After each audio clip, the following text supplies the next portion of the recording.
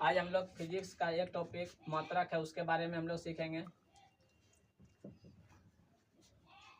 जिसमें आज हम लोग मात्रक निकालने के लिए सीखेंगे। इसके लिए सबसे पहले हमको 7 आधारी राशि होता है, उसका जो मात्रक होता है ये हमको याद रखना बहुत जरूरी है। उसको हम लोग पहले लिख लेते हैं, उसके बाद हम लोग आगे निकालने के लिए सीखेंगे किस प्रकार से मात्रक निकालते हैं, उसको हम लोग लिखेंगे।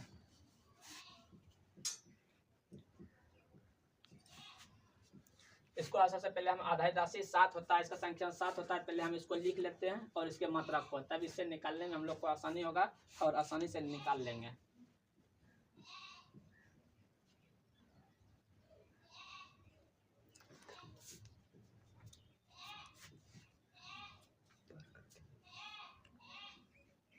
आधारी राशि का संख्या 7 होता है, जिसका एसआई मात्रक हमको जानना है। सबसे पहले ये हमारा दिया ही रहता है। जैसे हम लोग कहेंगे कि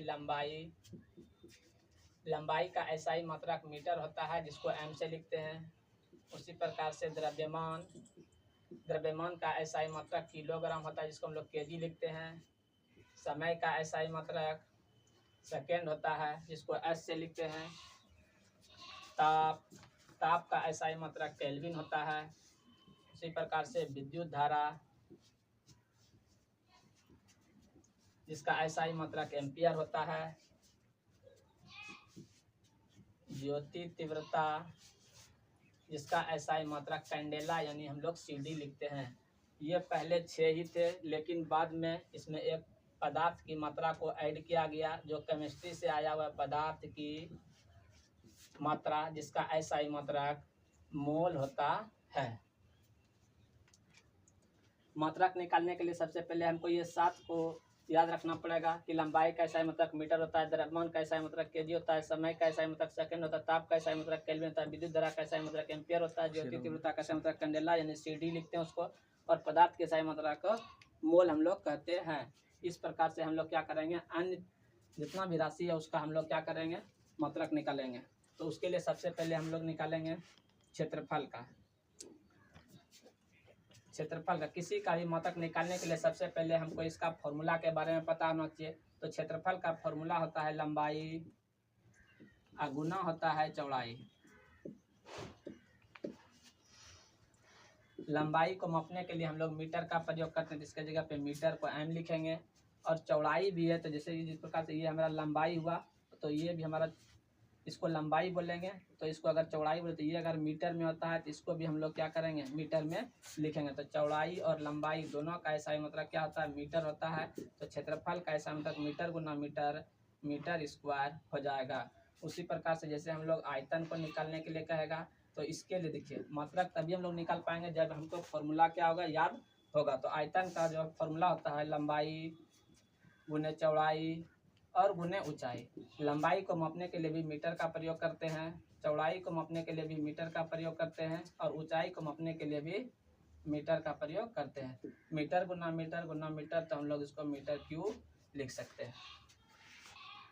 क्षेत्रफल और आयतन का हम लोग एसआई मात्रक निकाल, ये एसआई मात्रक है जो आप लोग 9th में पढ़े हैं। और इसको सीजीएस में अगर कन्वर्ट करना पड़ेगा, तो सीजीएस में होता है सेंटीमीटर ग्राम सेकेंड। तो उसके लिए हम लोग करेंगे, तो सीजीएस लिखना चाहेंगे तो सेंटीमीटर लिखेंगे, और स्क्वायर है तो स्क्वायर देंगे। ये हमारा सीजीएस मात्रक हो जाएगा। उसी प्रकार से यदि आयतन का सीजीएस मात्रक पूछेगा, तो हम लोग मीटर के जगह पे सीजीएस में सेंटीमीटर का प्रयोग करते हैं, तो सेंटीमीटर क्यूब हो जाएगा। क्षेत्रफल और आयतन को निकाल दिए। उसके बाद हम लोग को एक फॉर्मूला याद होगा, घनत्व।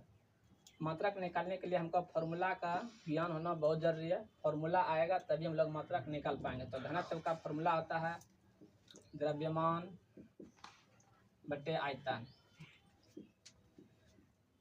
घनत्व को हम लोग डी भी लिखते हैं या रो से भी डिनोट करते हैं, इसको हम लोग रो पढ़ते हैं। द्रव्यमान को मास यानी एम से लिखते हैं, और आयतन को वॉल्यूम यानी हम लोग वी से लिखते हैं। यदि घनत्व का एसआई मात्रक निकालना होगा, सबसे पहले हमको द्रव्यमान का एसआई मात्रक चाहिए। द्रव्यमान का एसआई मात्रक होता है केजी, और ये हमारा आयतन है। आयतन का जस्ट अभी हम लोग उधर मात्रक निकाल चुके हैं, क्या होता है, मीटर क्यूब। तो इसको हम लोग यहाँ पे मीटर क्यूब रखते हैं। इसको हम लोग लिखते हैं केजी, इसको हम लोग लिखेंगे प्रति मीटर क्यूब।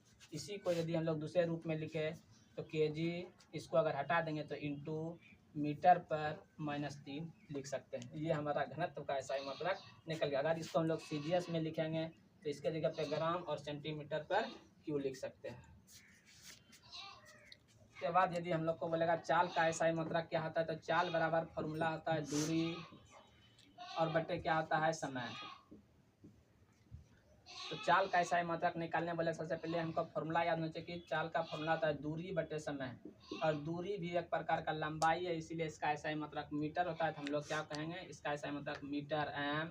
और समय है तो समय का एसआई मात्रक क्या होता है, सेकेंड होता है। इसको हम लोग लिख सकते हैं मीटर प्रति सेकेंड। इसी को हम लोग यदि इस रूप में नहीं लिखेंगे तो इसे भी लिख सकते हैं मीटर इंटू सेकेंड पर -1, क्योंकि यहाँ पे +1 है। इसको यदि ऊपर ले जाएंगे इस प्रकार से मीटर ई ऊपर जाएगा तो इंटू दे के -1 दे देंगे। इसी को हम लोग यहाँ पे लिखें। तो चाल को आपको पता हो गया होगा। इसी प्रकार से यदि हमको वेग का बोलेगा तो वेग का एसआई मात्रक होता है, वेग का पहले फॉर्मूला लिखेंगे तो वेग का फॉर्मूला होता है विस्थापन अब बटे होता है समय। तो विस्थापन भी हमारा कुछ ना कुछ लंबाई के अंतर्गत आता है, जिसका एसआई मात्रक भी मीटर होगा, और समय का एसआई मात्रक सेकेंड होगा। तो इसको हम लोग कह सकते हैं मीटर प्रति सेकेंड, या इसी को हम लोग दूसरे रूप में लिख सकते हैं मीटर इंटू सेकेंड इनवर्स या -1 लिख सकते हैं।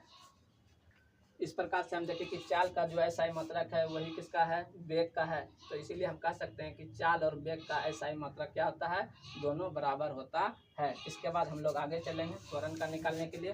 तब अब हम लोग वेग तक लिख लिए निकालने के लिए। अब हमको पता करना है त्वरण का। तो त्वरण बराबर होता है वेग में परिवर्तन, वेग में परिवर्तन अब बटे समय। ये फॉर्मूला आप सब पढ़ेंगे, ए बराबर v - u/t।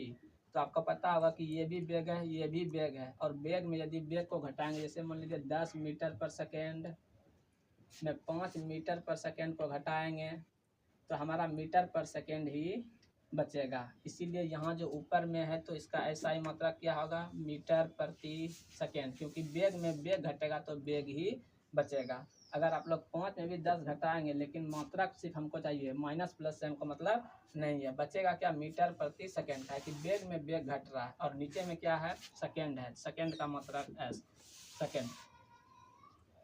अब यही यहाँ पे एस है, तो इसको हम लोग क्या कर सकते हैं, मीटर, और ये सेकेंड अगर नीचे आ जाएगा तो सेकेंड गुना सेकेंड हो जाएगा। इसी को हम लोग लिख सकते हैं मीटर बटे सेकेंड का स्क्वायर, और इसको यदि अच्छा से लिखेंगे तो क्या लिखेंगे, मीटर प्रति सेकेंड स्क्वायर। और इसको दूसरे तरीका से लिख सकते हैं मीटर, ये अगर नहीं देंगे प्रति तो इंटू देंगे, और सेकेंड पर -2 देंगे। ये प्लस है तो ऊपर में जाएगा तो माइनस हो जाएगा। तो आप इस प्रकार से भी लिख सकते हैं। तो बल का एसआई मात्रक निकालने के लिए सबसे पहले हमको बल का फॉर्मूला पता होना चाहिए। तो बल बराबर होता है द्रव्यमान गुना त्वरण। बल को F से लिखते हैं जिसको हम लोग फोर्स कहते हैं, द्रव्यमान को M से लिखते हैं इसको हम लोग मास कहते हैं, और एक्सेलरेशन यानी त्वरण हम इसको A कहते हैं। तो बल का निकालने वाला सबसे पहले बल का हमको फॉर्मूला पता होना चाहिए। तो बल का फॉर्मूला है F बराबर ma, द्रव्यमान गुना त्वरण। तो बल का निकालने बोलेगा तो द्रव्यमान का ऐसा मतलब क्या होता है, kg, तो हम लोग लिखेंगे kg, और त्वरण का भी जस्ट हम लोग निकाले हैं मीटर प्रति सेकेंड स्क्वायर। तो बल का ऐसा मतलब kg इंटू मीटर प्रति सेकेंड स्क्वायर हुआ। इसी को हम लोग न्यूटन कहते हैं, या इसी को हम लोग ब्रैकेट में बड़ी N लिख सकते हैं। इसी प्रकार से बल का ऐसा मतलब न्यूटन बोलेंगे या kg इंटू मीटर पर सेकेंड स्क्वायर बोलेंगे। और एक VVI क्वेश्चन है कि बल का CGS मात्रक, बल का CGS मात्रक जो आप चैप्टर 9 में पढ़ लिए हैं, इसमें CGS मात्रक क्या आता है, ये भी यदि हम बाद वीडियो बना के बाद में इसको अपलोड करेंगे कि SI CGS और MKS क्या है। लेकिन अभी हम लोग सिर्फ यहाँ क्या करते हैं, CGS मात्रक प्रयोग करके हम लोग क्या करेंगे, लिख लेंगे। तो बल का CGS मात्रक होता है डाइन। अब कैसे होता है और कितना होता है अभी हम लोग जस्ट सीखेंगे। बहुत अच्छा क्वेश्चन है, जिसके कभी कभी पूछता है कि 1 न्यूटन के बराबर कितना डाइन होता है। डाइन जो है ये CGS मात्रक है किसका, बल का। तो बल का CGS मात्रक डाइन होता है। तो किस प्रकार से हम इसको कन्वर्ट करेंगे, आइए देखते हैं। तो 1 न्यूटन यानी 1 न्यूटन के बराबर हम लोग लिख सकते हैं kg 1 kg इंटू मीटर प्रति सेकेंड स्क्वायर। यदि हम लोग 1 kg को यदि ग्राम में बदलने चले तो इसको हम लोग 1000 ग्राम लिख सकते हैं। इसका सीजीएस मात्रक मीटर को बदलेंगे तो 100 सेंटीमीटर लिखेंगे।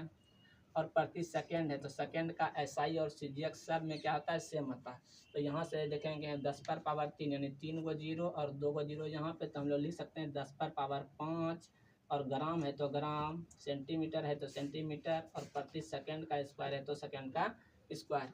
इसने के बदौलत हम लोग क्या बोलते हैं इसको, इतने को हम लोग बोलते हैं डाइन। तो हम लोग कह सकते हैं कि 1 न्यूटन बराबर 10 पर पावर 5 डाइन होता है। और डाइन जो है डाइन बल का सीजीएस मात्रक है। ये क्वेश्चन बहुत इंपॉर्टेंट है और ये भी आपको याद होना चाहिए कि 1 न्यूटन बराबर कितना होता है, 10 पर पावर 5 डाइन होता है। यदि कभी 1 डाइन के बराबर पूछ दे तो हम लोग कैसे निकालेंगे, तो 1 न्यूटन बराबर आपका पहले होता है 10 पर पावर 5 डाइन।